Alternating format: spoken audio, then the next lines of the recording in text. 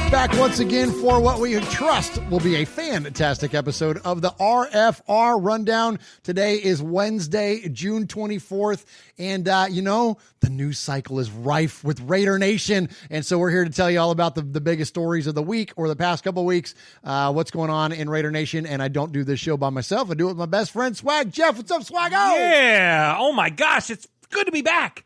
I haven't been in the fan cave in like a month. My kids barely recognize you. I know. It's crazy. Yeah, it's man. crazy. But I had so much stuff on my desk when I got here because of all the stuff that I sent to the fan cave. Yeah. It's all so good. I have so much new swag. Yeah, you do. You got that Raider Nation, or that new Raider World Order. Yeah, thanks, Mojo. Yeah, thanks, Mojo, and thanks, Murf. It's awesome. I love it. Yeah, Mojo got the hookup on that, man. That's badass, dude. I love that gear. Well, yeah. And I can't wait to celebrate the tailgate. Mojo is, if I'm allowed to make an announcement for him, for those of you that are fans of the network shows here. Yes. Mojo's pod show is now going to transition a little bit. Oh, okay. Mojo is going to move. So the Big Gringo is his producer. Yes. And they both are like best friends in real life, like what we are. Yeah. And they do a lot of like really fun stuff and like funny, like irreverent stuff outside of just Raiders created content. And so they're going to start doing shows like about like wrestling, I think, or something, like whatever. They're going to do like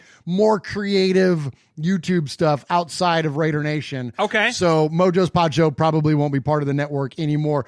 He's always welcome. Whatever they got, we'll host it in terms of the audio. But in terms of his channel, I don't think he's going to be doing as much with the Raiders directly as he was. Well, we'll just have to have him on one of our shows and get his side of Raider Nation. Well, that's what I'm thinking. I'm thinking I'll have him off or have him on first for an RFR conversation, and then we'll just do we'll just have him be part of. He might take my place for a rundown at some point. That would be great. That'd be great. I mean, that'd be awesome. That'd be fun. Yeah, Sonny sat in for you one time on a rundown. Yeah. And so that'd be good to have Mojo in. But anyway, so that's what's up with Mojo. But in the meantime, he's still running this tailgate, this new Raider World Order. Oh my gosh. Tailgate. Yes. So definitely support him on the Twitters, and just all you got to do is look for. I don't know why I can't ever wrap my brain. It's NRWO.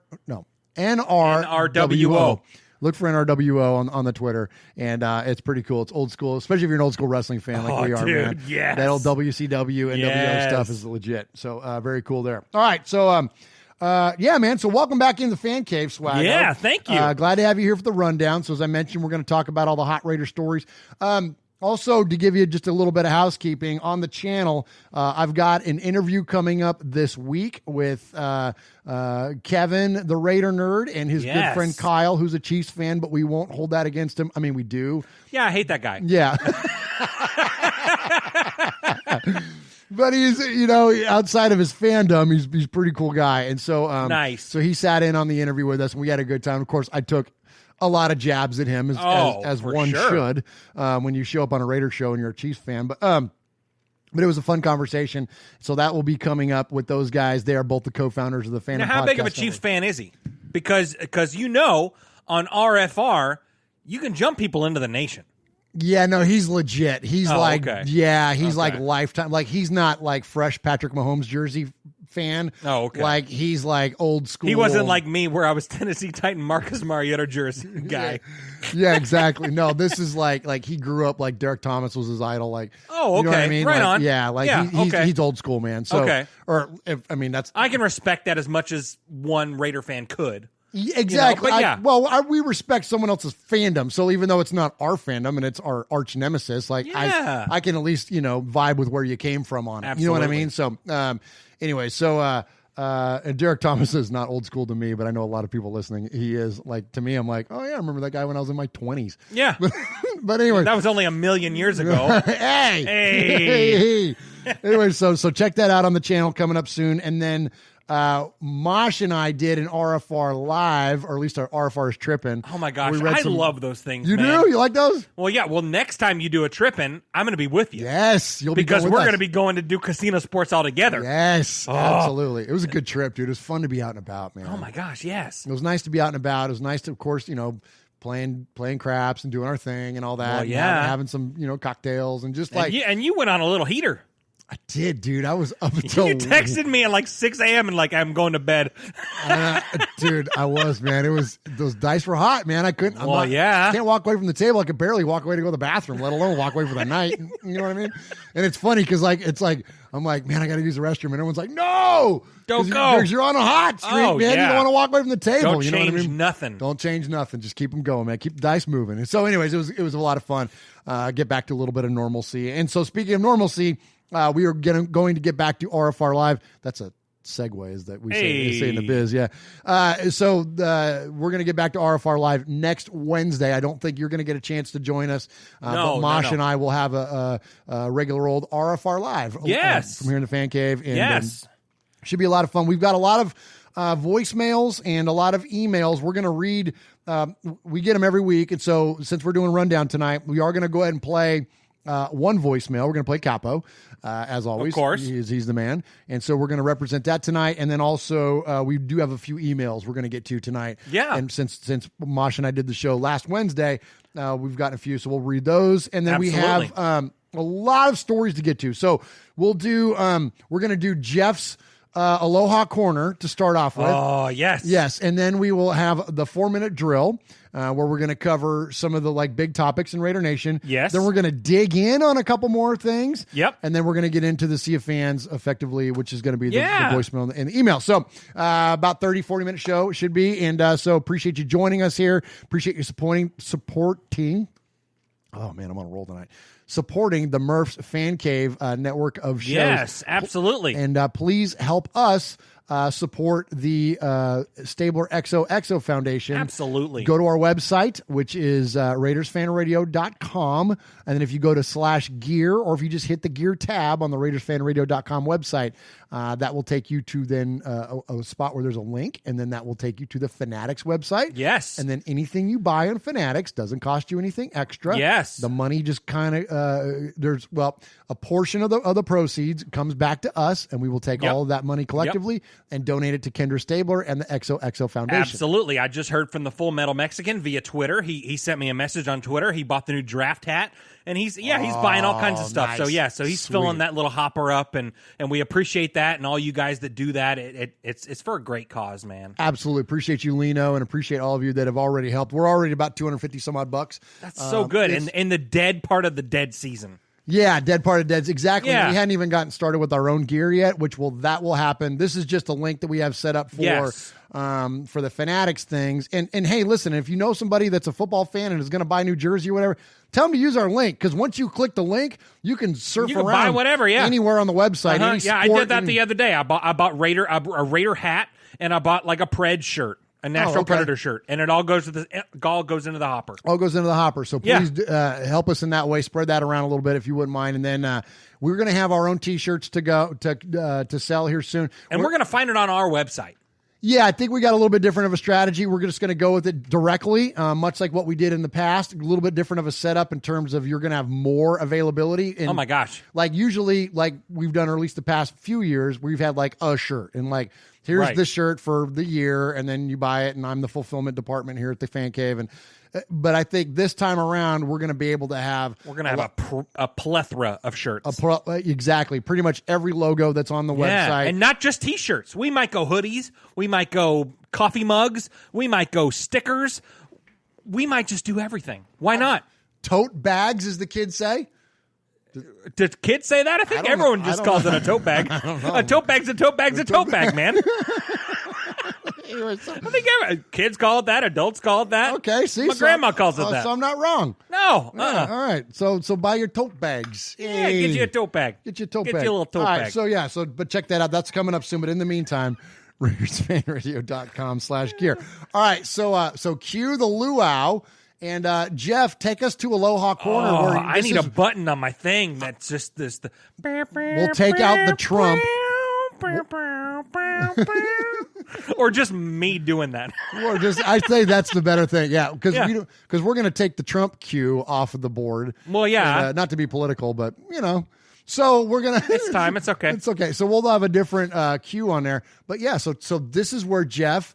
We're gonna give you like I'm just inventing a time now. We're gonna give you a 90-second platform. Yeah. Okay. To unfold your love affair via the news with one Marcus Mariota. Yes, absolutely. So welcome, everybody. Welcome, mahalo. Mahalo for coming to Aloha Corner, where we talk to you about the latest and greatest things that have happened with the greatest player in the NFL, number 8, Marcus Mariota. So Marcus Mariota had a big weekend, Murph.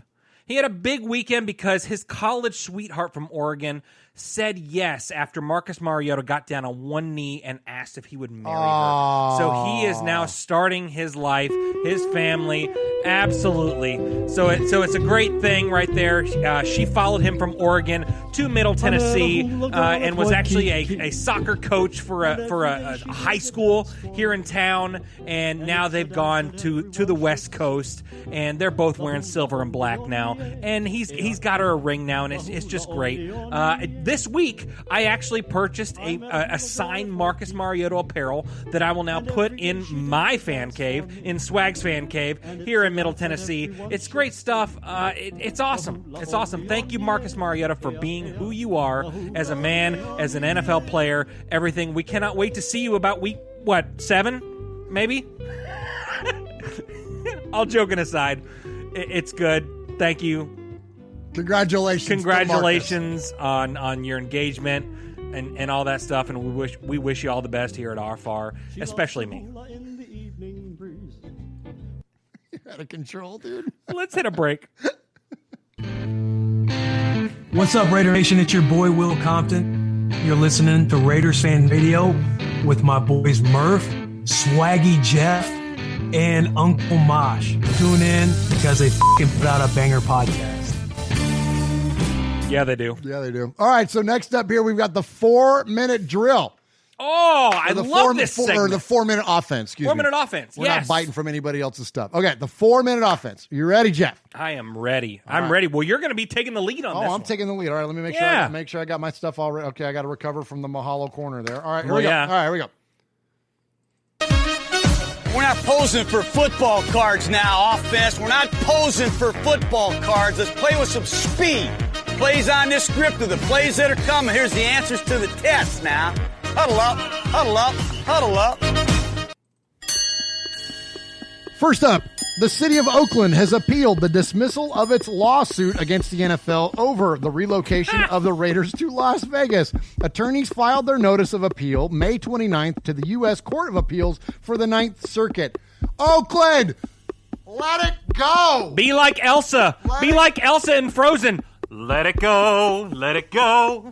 Oh, my gosh. It's crazy, man. Are they like the most butthurt ex-girlfriend you've ever heard of? Come on, man. Give it up, man. Oh, my gosh. So in NBC Sports in Philadelphia, a writer says they may have moved from Oakland to Las Vegas, but for some reason they stuck with the logo. It's too busy and the colors aren't anything special. Perhaps maybe if they took the shield and the Raiders out and just put the swords in the male figure, it would simplify it. Or just get rid of the head altogether. Anything is better than this. This comes from a guy in Philadelphia who's used to a wing for the eagle, a wing for a flyer, the number 76, the Phillies. Oh, wow, how creative. The Philadelphia Phillies. Wow, no one asked you. Shut up. Damn, I love it, Swag. Love the passion. Raiders will not have training camp in Napa this summer. We're going to talk a little bit more about that in a minute. As the NFL told teams they must hold camps at their team facilities. The Henderson facility is on schedule and should be completed this month. Teams to likely add a week at the start of camp since off-season workouts wiped out due to the pandemic. Jeff, more to come on that later in the show. Wow, absolutely. So 3 years ago today was a big day. The Raiders signed Derek Carr to a 5-year, $125 million contract extension. Since then, the Raiders are 28th in the league in scoring. Ouch! 18.8 points per game, and are tied with Washington and Tampa for the 25th best record in the league, which is 17-31, which we can bring it back to Mahalo Corner and talk about that, but we're not going to, Murph. Well, we've actually got a minute, so we could dig in on that a little bit. And you really can. We really can. And, here's the deal, man, is that when you look at even the stats, according to somebody like Josh Dubois of the AP, Carr's stats really don't stack up all that great considering when you look at the things that are, because people want to blame the defense or whatever. Yes. It really gets a little ugly when you start digging into it. And most recently, everyone's taken a shot at Josh for saying that Rich Gannon was a better quarterback. And I just retweeted tweeted this, and here's what Josh has to say. No matter what excuses you choose to make, it doesn't change the fact that Gannon is better than Carr. That's not an insult to Carr, just like we have always said. We're not insulting Carr, but that's not an insult to him. But Gannon was one of the top quarterbacks in the league for a 4-year stretch. He was a goddamn NFL MVP. Derek Carr's never been any of that. So, look, it's just the way it is, man, the way the numbers play out. All right, last up. The Raiders moved to their new Southern Nevada digs this week. The team brought an important piece of history to help usher in their future. The Al Davis Memorial Torch that stood at the Coliseum was installed Monday at the team's headquarters. And, Jeff, don't you feel like that's appropriate? I mean, the first person to light the torch was John Madden after Al passed away. The last person to light the torch was Charles Woodson. Perfect. Yes, we got the new hologram, the new big torch, and all that beauty of it, the splendor of that. But I think it was very important to preserve. You had to bring that with you. You had to bring that with you. And, like, we've all taken pictures out in front of that thing. Like, it was became synonymous with the Coliseum. And I love the idea that they're preserving that at the facility. And all I can hope is that the fans will have access to that when they go to visit. Oh, they will. That way we can continue to do our pictures in front of it, right? Absolutely. Yeah. I mean, two great Raiders light those torch. The first and the last. John Madden, Charles Woodson. You know, everyone's favorite Raiders. It's a good thing. So we love that. Yes, we will be taking more pictures in front of that. Thank you so much, John Gruden. Take us home. And they'll run out of time, and it costs. Well, it's a rookie mistake. But right here, he's got to go down. Whew. Hey, man, we nailed that one. Oh, my gosh. We had, like, time to kill. Yeah, even had a chance to ramble a little bit. Yeah, we could have scored within 2 minutes. Yeah, man. If we needed to. Heck yeah, dude. 2 minutes? What's your rush, marathon man? I could have scored 3 times by that point. Yeah, you could have. That's what I hear. Who you been talking to? I can tell you. Hopefully my wife. Not Uncle Mosh or something like that. There's always a point in this show during the rundown where we end up in a giggle prison. Every show, there's some stupid ass comment that one of us makes. Oh my gosh, it's terrible. This week's awkward moment presented by Swag Jeff. Yeah. Oh man. Oh my god. All right, Minute Man. All right, here we go. So please don't do that. Hey, it takes one to know one, man. I don't want that nickname to stick. No, it won't. Oh my gosh. It won't stick around long. Yeah, it won't.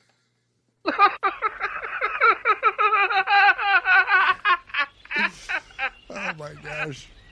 And now for something completely different. Hey, Jeff, the Raiders are moving to Vegas. Yeah, they are. Yeah, they are. So what's the latest on the team's move? So according to Paul Gutierrez, he had a really cool article kind of breaking all of that stuff down.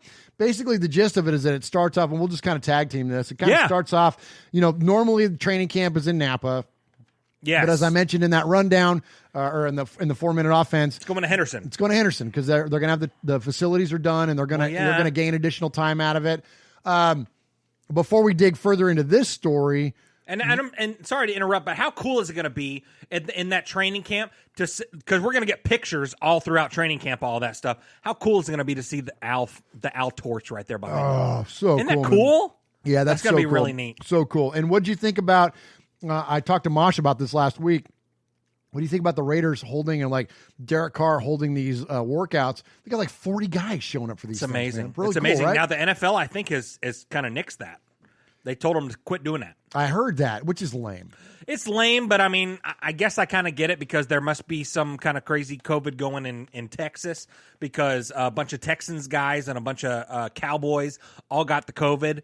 And so that's so they it's kinda, not quite balanced for each team. So yeah, you gotta, so they kind of said, "Hey, quit doing that. Do your individual workouts, whatever you got to do, but kind of quit doing this stuff." But while it was happening, Carr leading those workouts, man, that was so badass. I mean, as much as we goof on Carr around here, like, I mean, look, can't say it enough. Very proud to have him as our quarterback. Oh my gosh, very proud of the leader and the man that he is. Yes. And we're going to trust that 2016, despite the little shots that we take, and please know those are all tongue-in-cheek, yes. Despite the shots that we take at him, that, hopefully this is the return to his MVP caliber. Like, hopefully, Yeah. this is the time where, you know what I mean? Go out there and have an MVP caliber season, and then guess what? We're not comparing you to Rich Gannon anymore. You're better. Right. So make it go. Well, You know what I we're mean? comparing you to Stabler.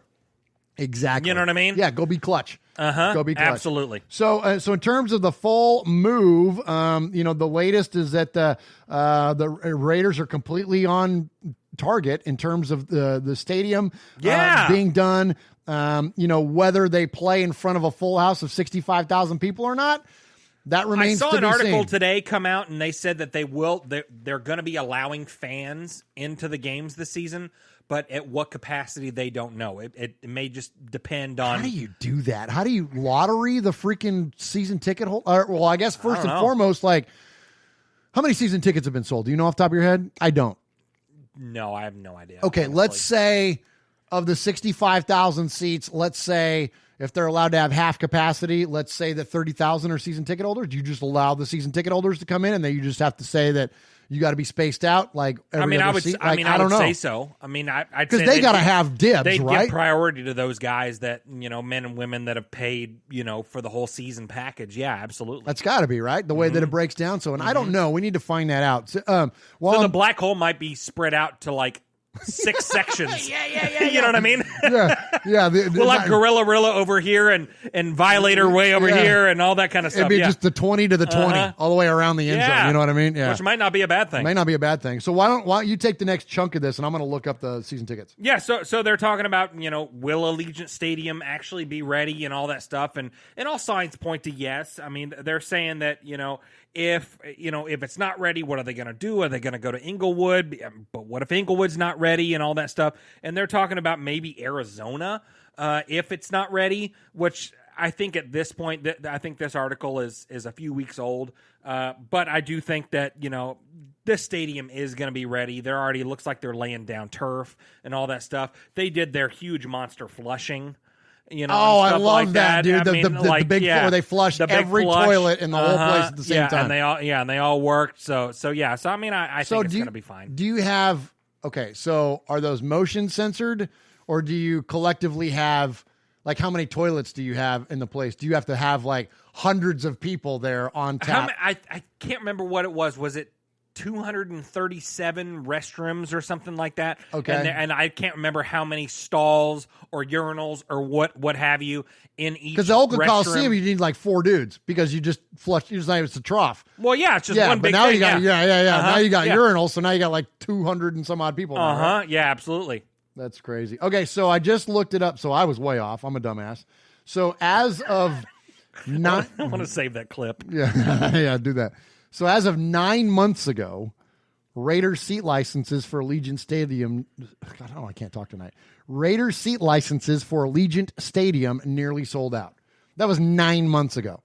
So okay, all the season tickets effectively have been sold out. So they're going to have some sort of a lottery system, or like, you know what I mean? Like, and especially like if I don't know what they're going to do. Like, because think about it. If say you bought 50-yard line seats, like, you know what I mean? Like, those aren't cheap, and you've had a whole bunch of people buy those things. Like, how do you deter? Like, I mean, yeah. Like, even if you tell the people that are like, okay, say in like the nosebleed seats or like the end zones and all that kind of stuff, like, well, it'd be interesting to see, because I guess I haven't done any research to see, but like, I mean, what did they do with the NHL season ticket holders? What did they do with the NBA season ticket holders, MLS season ticket holders, Major League Baseball season ticket holders? What they do with all those people? They just delayed it, right? They just, because you pay for your tickets in advance, so I just assume that you automatically get the next. So maybe that's it. But I mean, if you look at basketball and hockey, they cut it off in the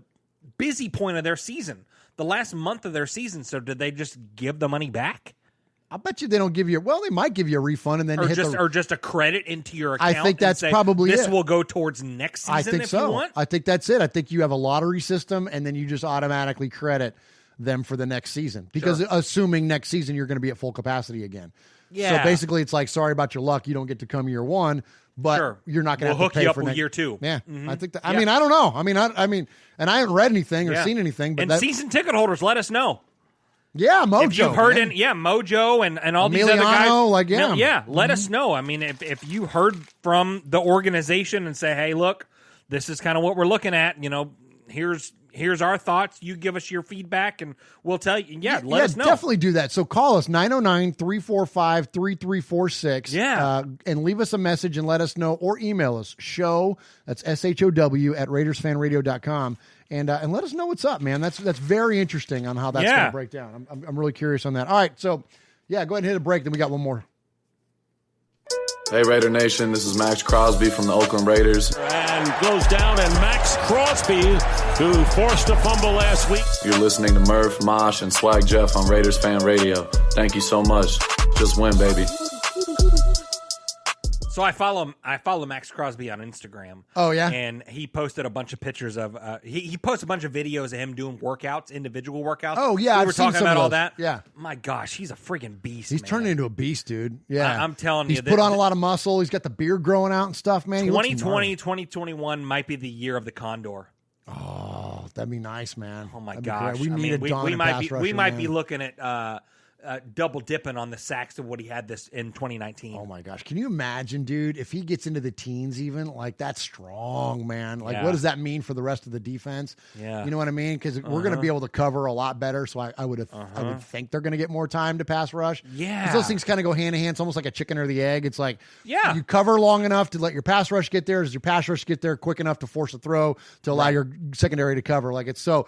Yep. But if one of those things is dominant, like Khalil Mack in 2016, Sure.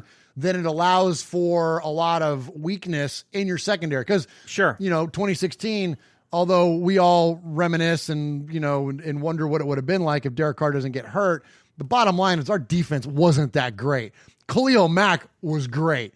So Khalil Mack made up for a lot of ills that were going on in the secondary. Yes. You know what I mean? So I'm curious about that. Like if we start, because our secondary is going to be drastically improved, and then you add a pass rush on top of that, Right. look out, man. So speaking of big time players, Hey, come on. Jamal Adams, Yeah, man. what's he gonna do? All right. So last night I was on with the Big Tuna on Bigger and Bradder Sports. Great guy. Had a lot of fun on the show. Go check it out. You can find him on YouTube. It's Bigger and Bradder, and he does like a Raider show, and he does like an interview show he's starting to do now. And it was like me and one of the Mitch Renz was on there. Like some other people have been on there. Who? Yeah. So, but Big Tuna is awesome, man. He's such a cool guy, and I had a real good time with. Anyway, so he brought that up about Jamal Adams, and where I kind of came out on it, Jeff, was that for the value that's going to be exchanged, you're talking like a first and a third, or like Jonathan Abram and a second, or whatever. Like, it's just too much. And considering that Adams signed a 4-year extension in 2017, so not only do you lose the potential of someone like Abram or the potential of a number 1 pick, but then you lose the advantage of, we talk about all the time, the value of a player. You have a value in a rookie that you don't have to pay him. You pay him the league minimum or whatever the rookie wage scale is for 4 years. So you bring in Jamal Adams, granted a lot of his salary is guaranteed by the Jets, but you still got to pay him a big wage and you got to re-sign him. Yeah. Like versus just keep the guys that you got in-house, and that's just too much value to send out to bring him in. Granted he's an all-world player. He's a great safety, but like, are we at such a deficit at safety that we need to do that?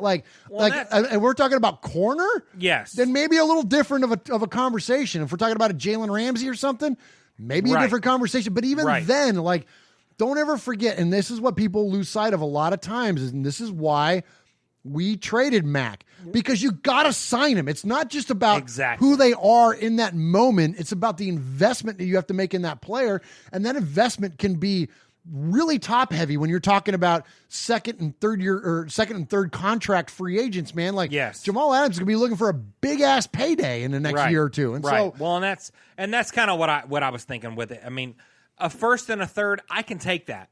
But then if he pigeonholes us, with a huge ass contract in 2 years or whatever, like, what are we gonna do? We're gonna be in the same situation that we were with Mac. What are you gonna do?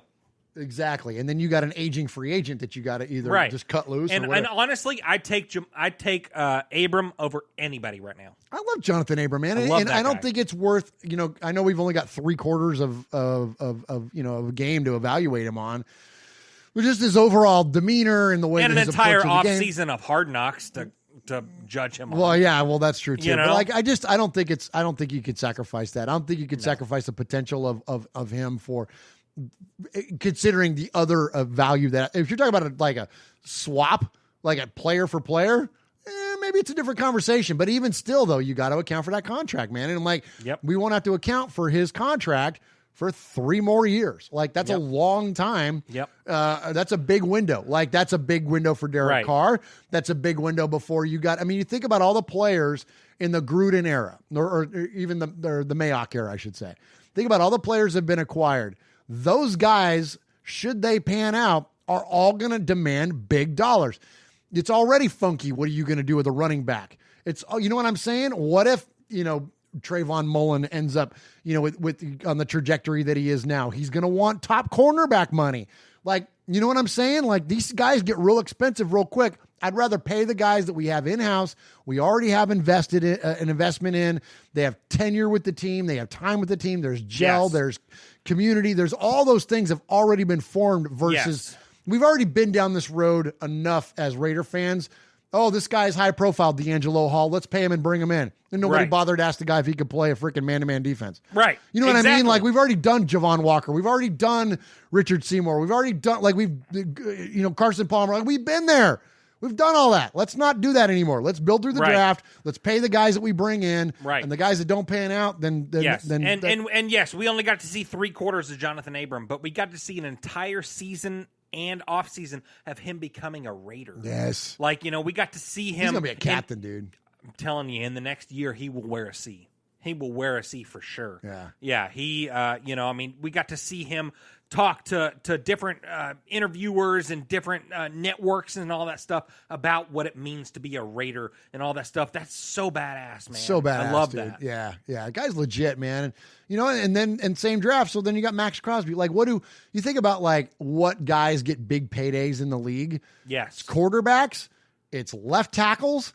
It's pass rushers. Yes. Like, guess what? If Max Crosby does what we were talking about, say he goes into the teens, say he has a 20-sack season in his future, guess what, man?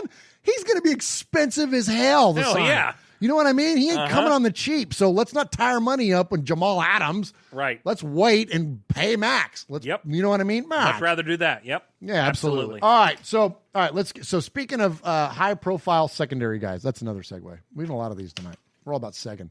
Can I pee? Have another Truly. Yes, you can pee.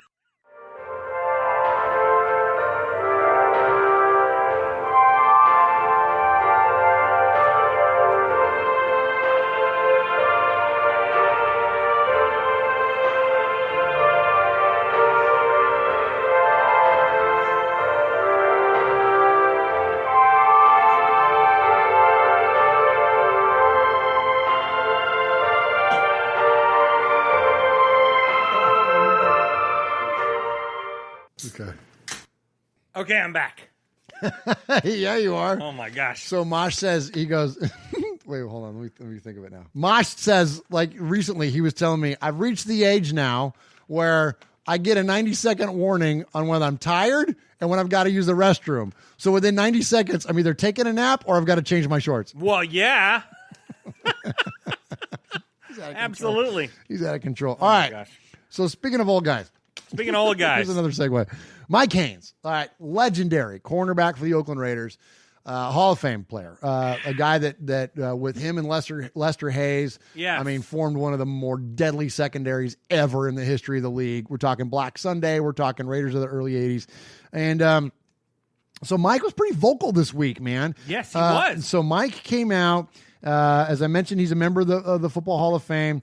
Right. He is, NFL 100th anniversary team. The guy's about as, bona fide as they come. Yeah. Made a mention that the Raiders might be doing a disservice to retired players by not having a Hall of Fame.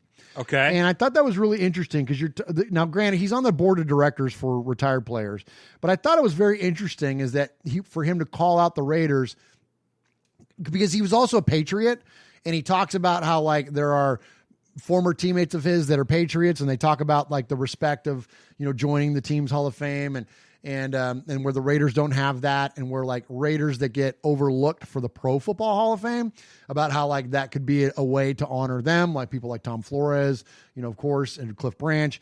And I just thought it was interesting. I don't want to call the man out and say that it's tone deaf, but that was my initial response, because as we all know, the Raiders, or maybe we don't, if you don't, here's some history for you. Al Davis constructed the Raiders' legacy in that it always pointed back to the team, or at times himself, because he was the Raiders. But it was all about the team. It was never about your number. That's why they don't retire numbers. Right. It was never about your individual accomplishments, which would lead to a Players' Hall of Fame.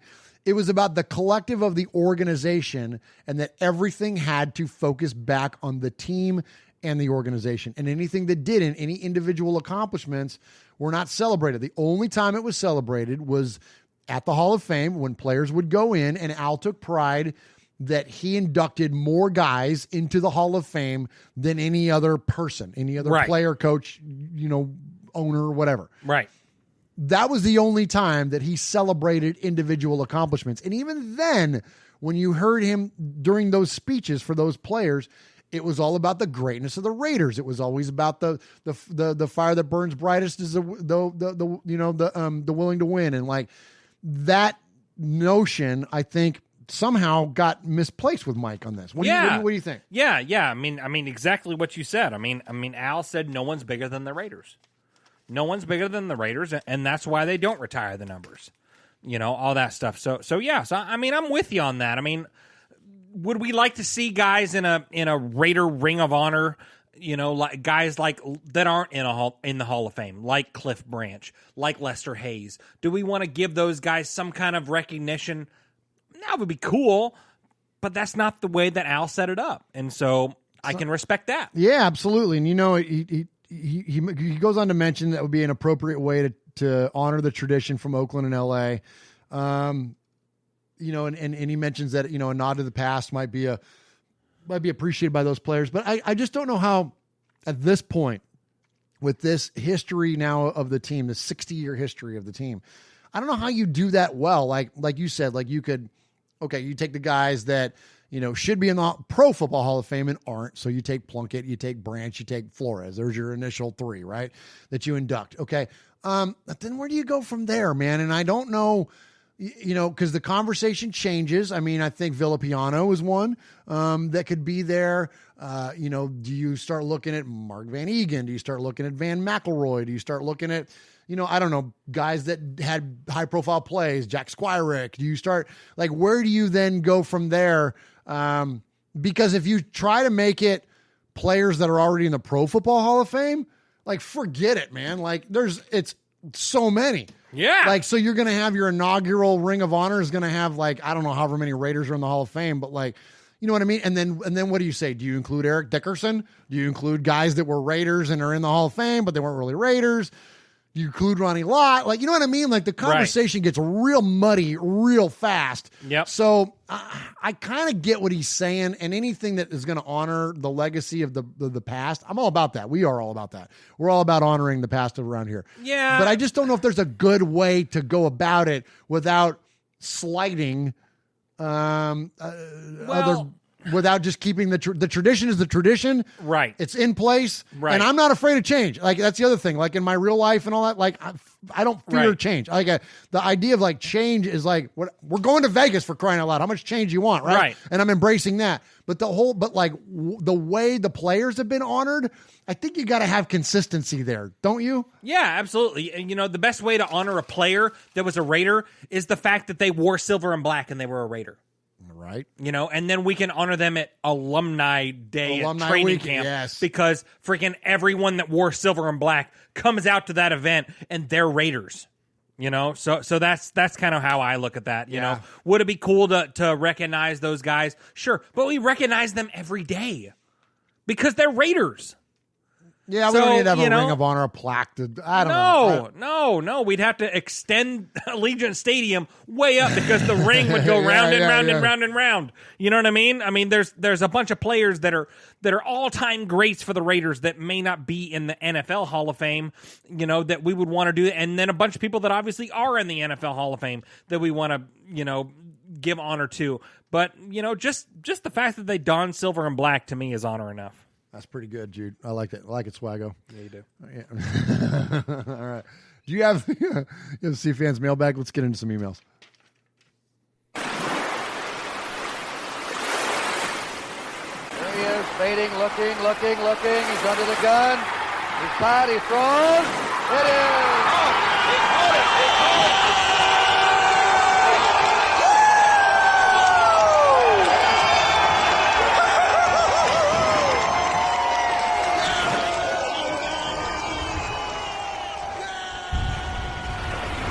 All right, so we're gonna do a little impromptu Sea of Fans. We're Yeah. gonna turn it over to you, the RFR community, the RFR listeners, because you know you guys correspond with us a lot, and we always want to honor that. And in fact, I got one from Big Mike that hit us up on Facebook even this week. And you know what? Oh, nice. You know what? I'm going to call an audible. I'm going to, after CAPO, I'm going to read you that one. Do it. Before we get into the rest of them. Do it was a Facebook message, but it was a real good one, so I want to play that. Big But Mike. anyway, Big Mike.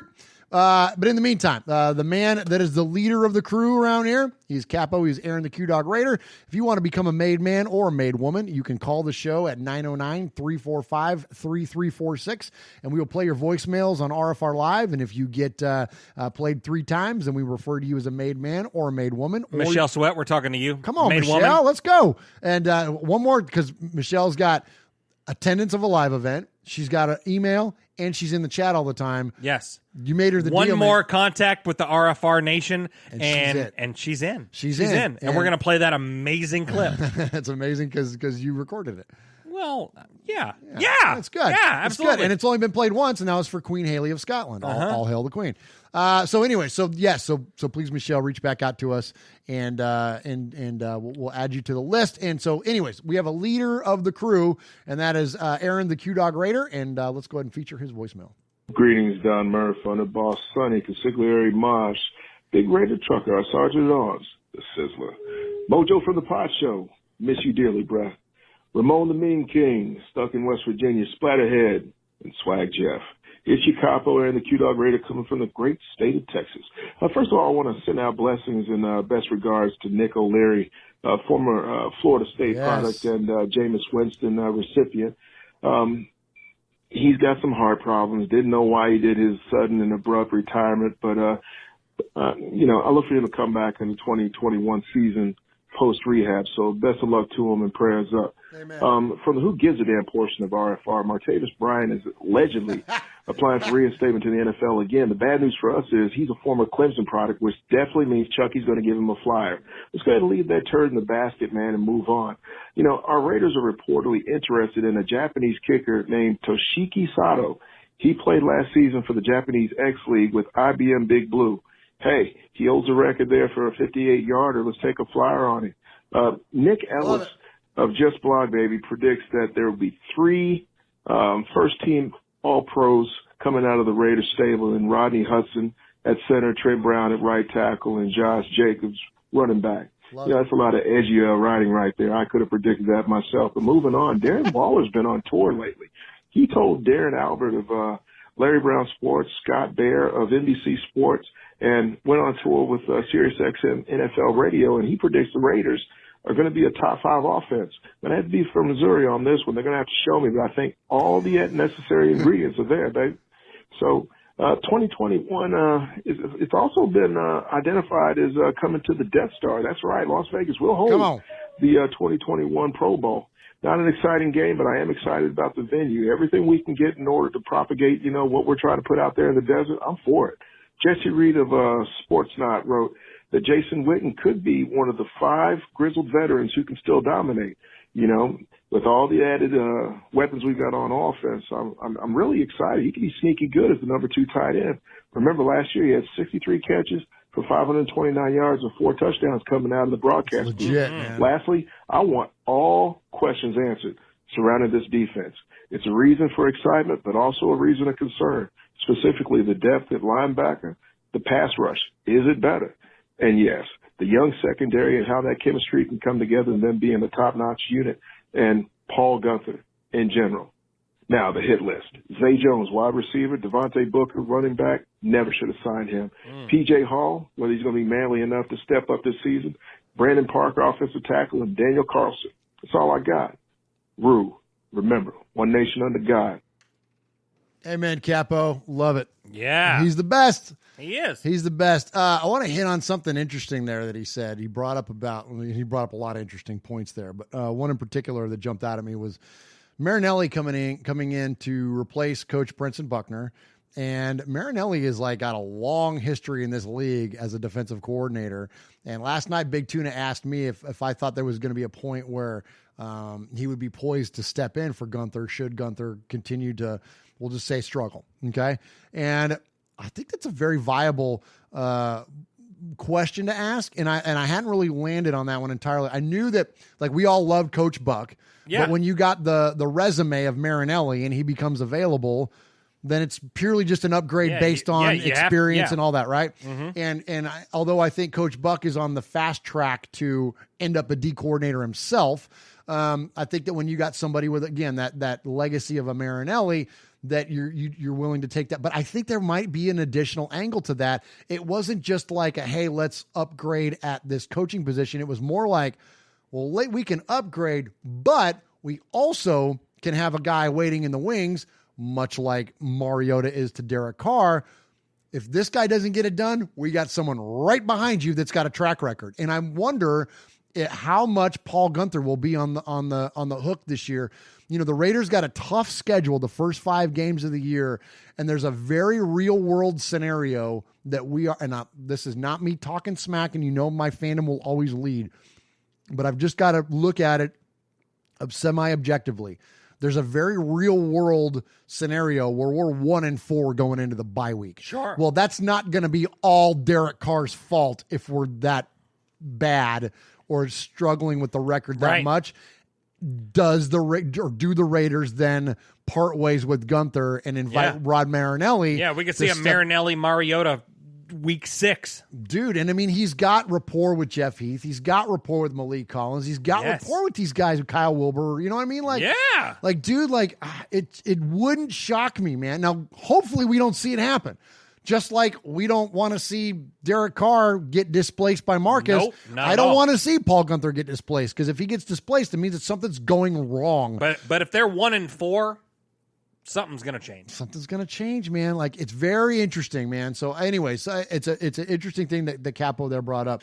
All right, before we get to the emails, and I mentioned I'm going to read Big Mike's Big Mike, but which was really good this week. But also something that just popped up in the feed. Why is it, Jeff, that every time we root for a local guy, whether that be the Middle Tennessee State University Blue Raiders, right? Those guys that are in the league are Chiefs and they're Niners, right? The local guys, when they make it we're why can't they be on our team, or you know what I mean, or at least with the team that we're Jawan Jennings, one of my favorite receivers from Tennessee. Go. He's a freaking Niner. Yes, I just read that. Stop. Stop. He's a Niner. I love that guy. The guy played his high school football miles from here.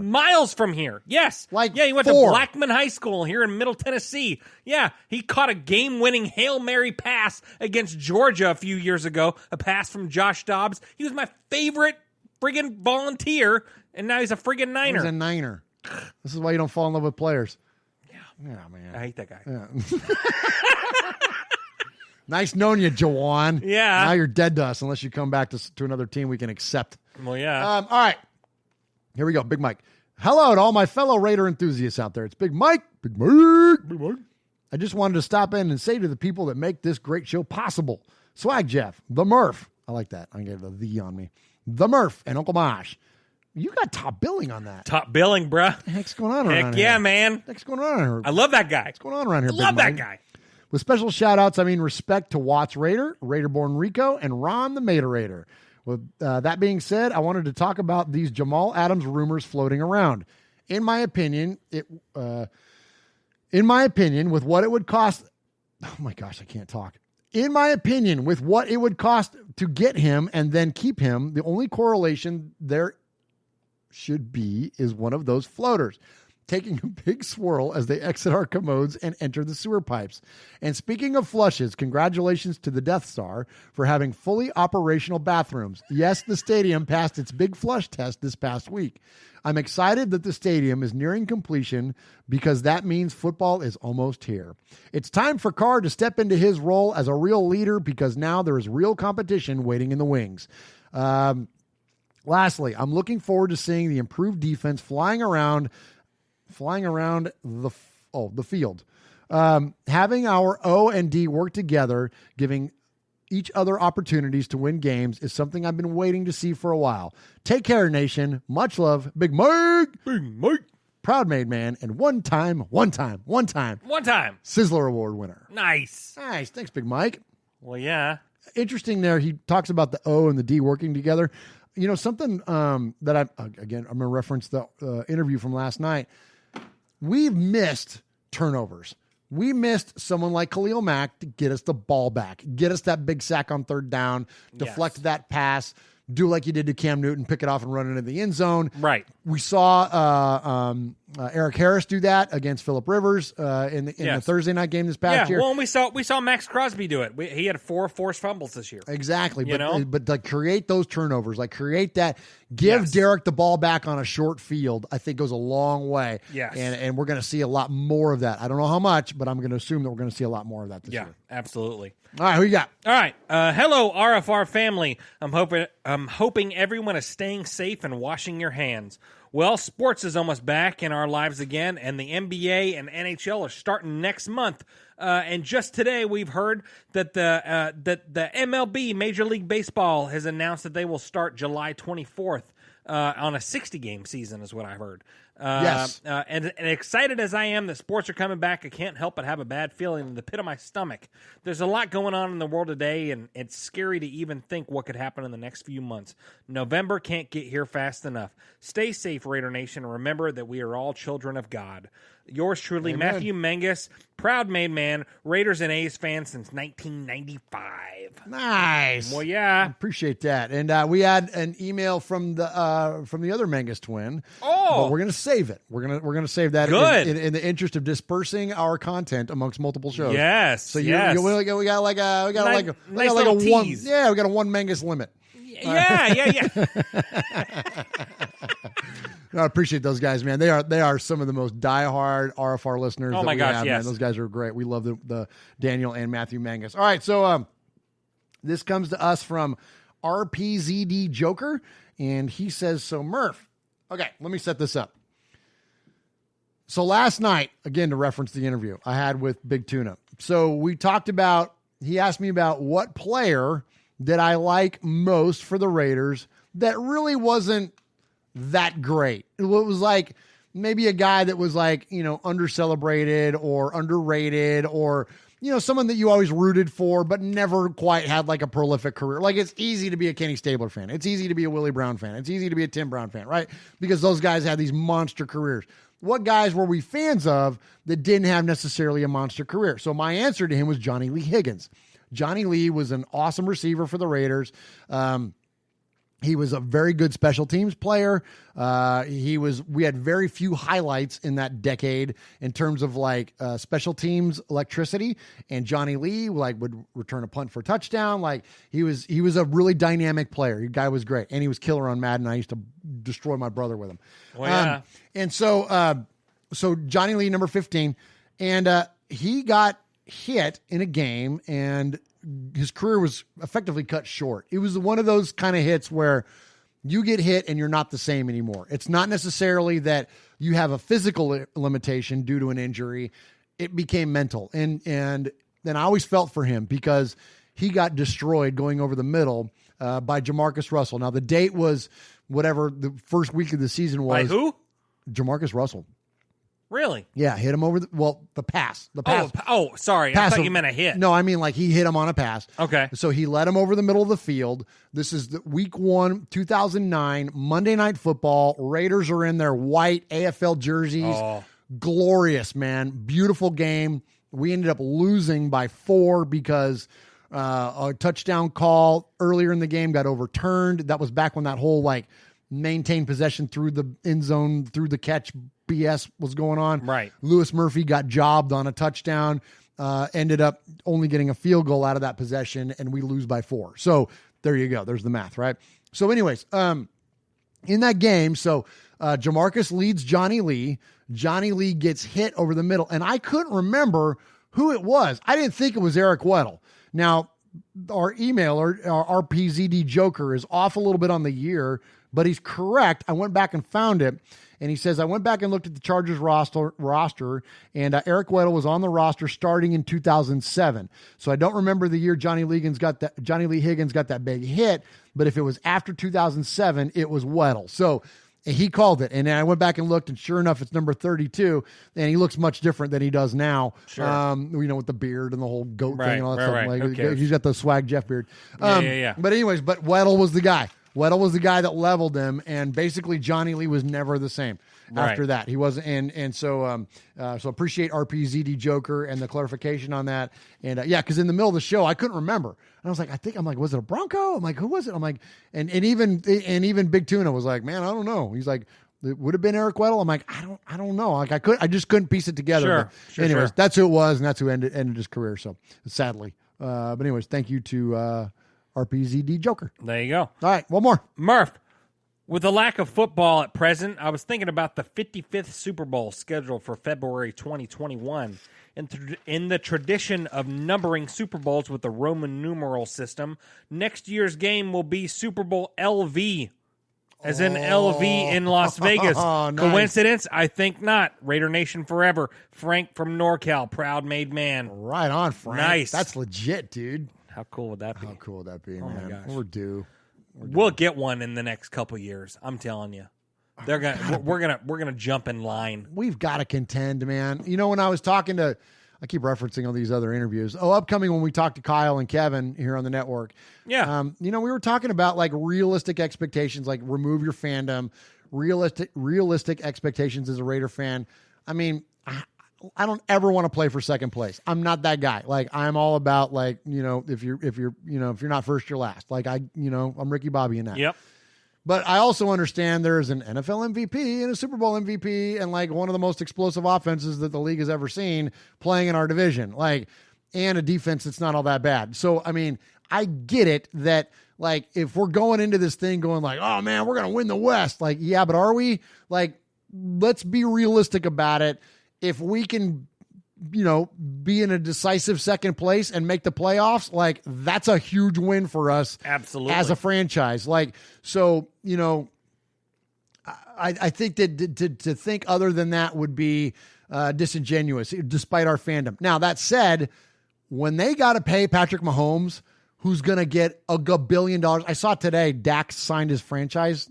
31.4 mil. Unbelievable, dude. And so Mahomes is going to be looking for like 35 plus. And they're going to pay him. But you have to.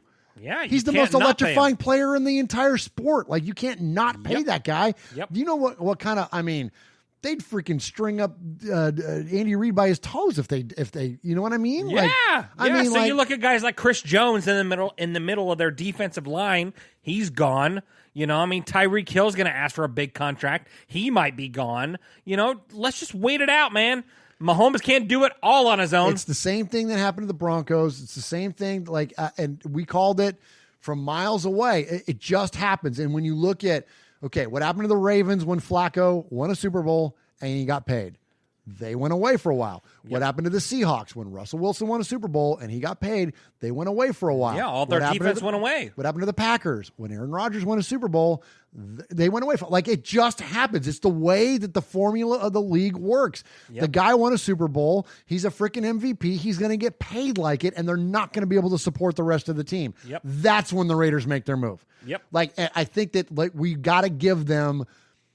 What year is Mahomes in his contract? This is it. This is his contract year. This is his contract year. So after this year, they're going to pay him fat cash, dude. Yeah. So next year, because all these other players who signed the franchise for the Chiefs?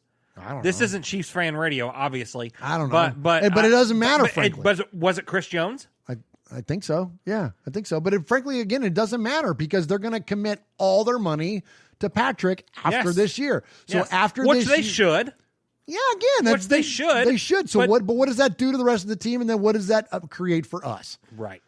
You know what I mean? Right. Like that's your window. That's our window. And our window opens up what? Because what we've got is we've got a quarterback that's now effectively on an affordable contract based on the rest of the league. And we have all of our superstars, most of our superstars. All of our superstars in year 2 or 3. Exactly. They're all on their freaking rookie deals still. Now, I'm telling you, dude, our window is, you're right, it's the 3 to 5 years from now. Because once we got to pay, Max, once we got to pay, I don't know. We won't get to Ruggs yet. Jacobs. Josh Jacobs. Exactly. Like, you could franchise him, but then you got to pay the pass rusher. Like, whatever. Like, it's going to get to that point. We've got to start investing in the line again because these guys are going to get old. Like, Incognito's only got 1 or 2 years. Rodney Hudson, maybe 3 to 5 years himself, right? Like, you start thinking about that stuff.